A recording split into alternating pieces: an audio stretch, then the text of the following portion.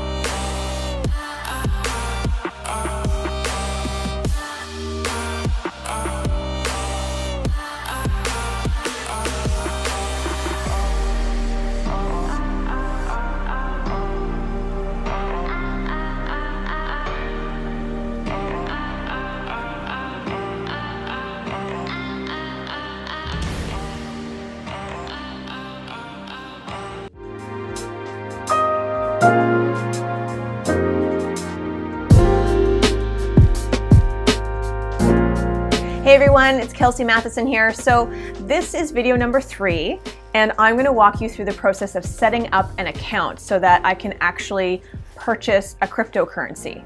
And I originally recorded myself going through the whole process on my computer so that you could see what I was actually doing. But the issue was that, of course, it displayed all my personal info because we're dealing with banks and, addresses and date of births and, social security numbers. And I'm not a talented enough editor to figure out how to black all of that stuff out. And truthfully, nor do I have the time. So a little bit about me. I run multiple businesses. I'm a success coach for female entrepreneurs or women in business. I'm also a mom and a wife, so there's already a lot on my plate. So instead, I'm going to explain what I did and what I experienced, and I'll use some visuals to help me out as well. So if you want to skip the play-by-play, then feel free to fast forward this video to the end where I'll list all of the steps. But if you want me to walk you through it, then stick with me here, and trust me, it won't take very long. Okay, so I logged onto the website called Coinbase, which was recommended to me by the Divi project founders. And the website is coinbase.com, and it's basically where you can buy and sell digital currency. So basically, I started by entering my email address on the homepage, and I clicked Get Started. Easy peasy. Then you're taken to a page where you sign up, essentially.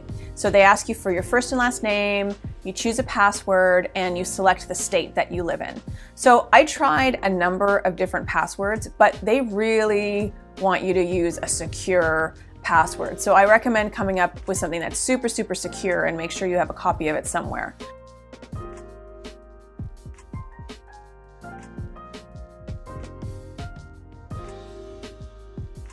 Then you verify, of course, that you're not a robot and that you are over the age of 18.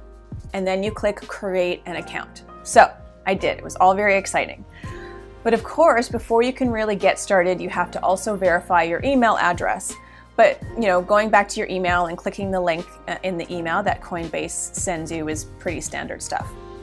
So after that, I was taken to a page that said, New York State financial regulations require us to verify your identity. So I'm sure all states are similar, and I'm not really sure what the situation or the policies are for Canada or the UK. But again, I think it's probably pretty standard, and it also specified that doing this would not impact my credit score. So I had to enter my legal name, my date of birth, my address, and the last 4 digits of my social security number. And then it asked me, what do you use Coinbase for?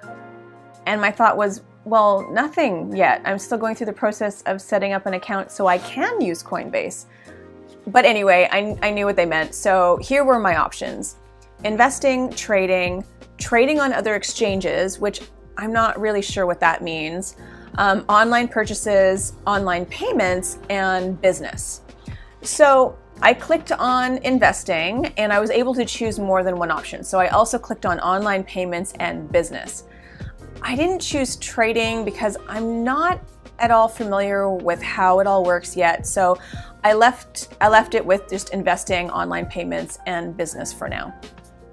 Then it asked me, what is your source of funds? And I was like, at first I was like, well, what do you mean? Like, do you mean what am I going to use to buy my first cryptocurrency? Because I mean, there's money in my bank account. Why do you need to know what the source of it is? So I found that strange, but my options were occupation, investments, inheritance, and mining. So I chose my occupation, and then it asked me to select from a drop-down menu what my current job is. And I was very pleased to see that they had business owner as an option, because a lot of times they don't. So I clicked on that, and then I added the name of my business as my employer. Then it had me answer some multiple choice questions. And I have to say, I kind of felt like I was back in school taking an exam. So the first question was, which cross street is closest to your address? And I literally had to pick the closest cross street, which I actually had to pull out Google Maps to figure it out because I didn't know any of the streets that were listed.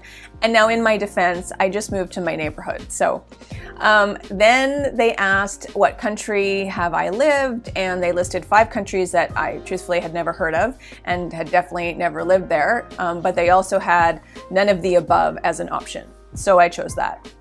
And then they asked me, with which name are you associated? And they had a list of names, and in that list was my middle name. So, which is kind of weird, right? If you think about it, it's pretty creepy that all you have to do is plug in your name, your address, and your date of birth.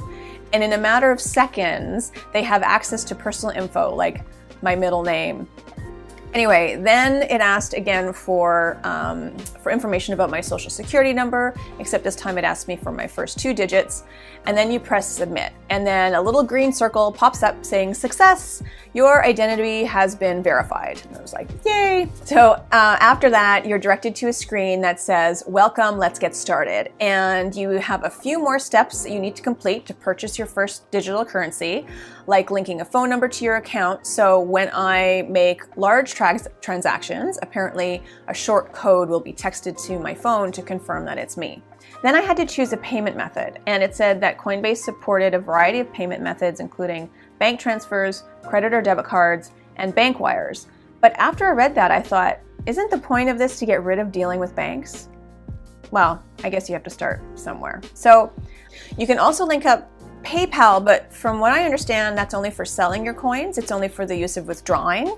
In order to buy coins, I needed to basically to connect either my bank account or my credit or my debit cards. If you use your credit or debit cards, then additional verification is required, and they can be used for lower limits, but you can buy like instantly.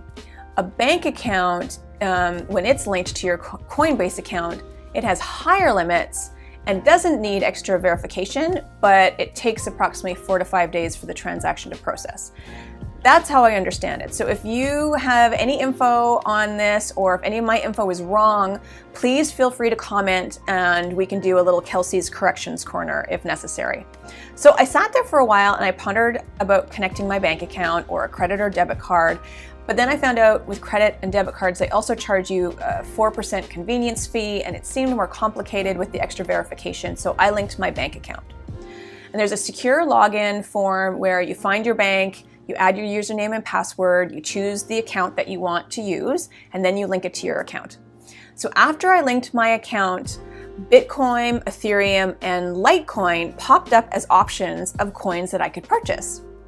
Now, the one thing I'm curious about is now I hear there's over 1,000 cryptocurrencies worldwide. So why do I only have access to 3 on Coinbase? Like, I'm really curious about how they choose which coins they want to sell. And the second thing I was kind of shocked by was that I could purchase 1 Bitcoin for $4,354. Ethereum cost $297 and Litecoin was $51. I was like, but what do you mean? So then I realized, wait, these coins can be broken down. So I could just buy a percentage of a Bitcoin, for example. So you can enter the amount in US dollars that you want to spend, or you can select the amount of Bitcoin or Ethereum or Litecoin that you want to purchase, and it will calculate the amount for you. And there's a small fee involved. So just for fun, I plugged in $25 to buy Ethereum, and it calculated that I would be purchasing approximately 0.0790 blah blah blah worth of Ethereum for $25.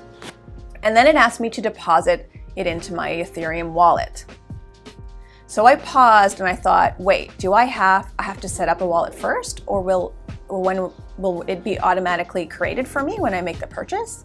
So I decided to stop there and do a little bit more research on having or creating a wallet and figure out how all of that works first.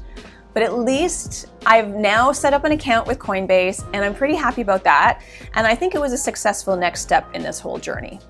So again, I'm Kelsey Matheson. I'm an entrepreneur, a success coach for women, and I've partnered with Divi Project to learn more about cryptocurrencies and how this financial innovation works. So thank you for watching. Please leave comments or questions below, and I will make sure to address them, and we'll see you next time.